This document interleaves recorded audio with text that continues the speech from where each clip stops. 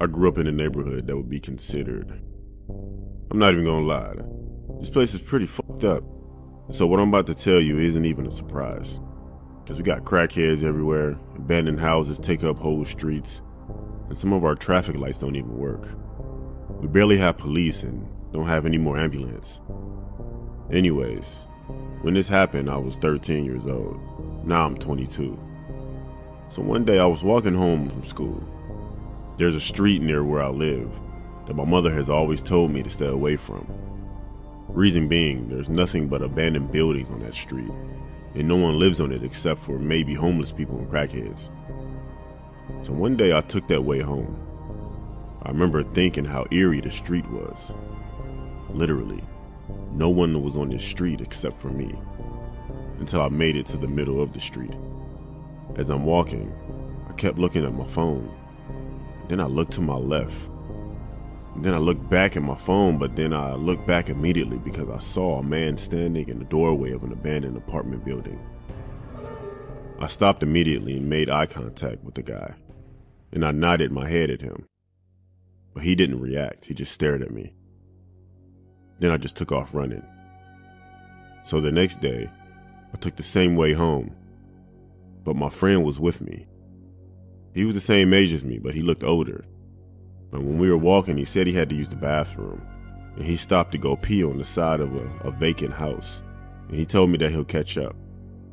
So I kept walking, and seriously, out of nowhere, the guy that I saw yesterday in the doorway of that abandoned building hopped out from behind a tall bush. He said, "Hey, what's good? I remember you from yesterday. Can you help me with something real quick?" As he said that, he took a few steps toward where he needed help while motioning me with his hand to come with him. Then he started to walk back. As he's walking back, he's talking to me, and he said, "Don't you respect your elders?" I said, "Come." Then he stopped mid-sentence and said, "Never mind." And he ran away after he came back from behind those bushes. He stopped because my friend was walking back toward me. My friend asked me if I was okay, and I said yeah. But that wasn't my last time seeing that man. So one night I was sitting in my backyard close to my porch, and I was watching this open field where this house used to be next to my house. I had the back light off, so you wouldn't even notice me if you look back there. I could see two people in the field. I could see them, but they couldn't see me because it was nighttime and my lights were off. I was watching these people until they disappeared in the shadows at the far end of the field. Then I heard weird noises. Then what looked like someone being carried. I gasped because the person looked dead.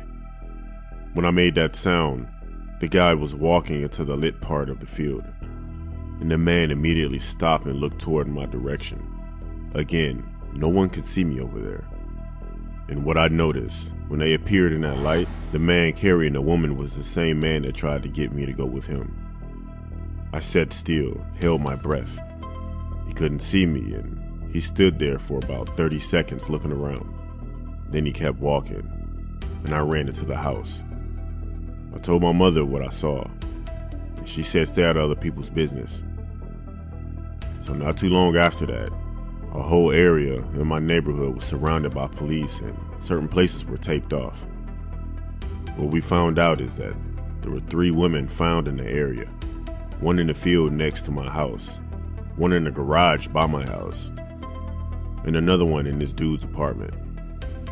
The apartment and garage were rented by this man named Michael Madison. He's also the same guy that I saw. Thinking back, when I was walking on that street, I wonder what he wanted with me. I think maybe he wanted to kill me. Honestly, I feel lucky that I had my friend with me because I could have been his 4th victim.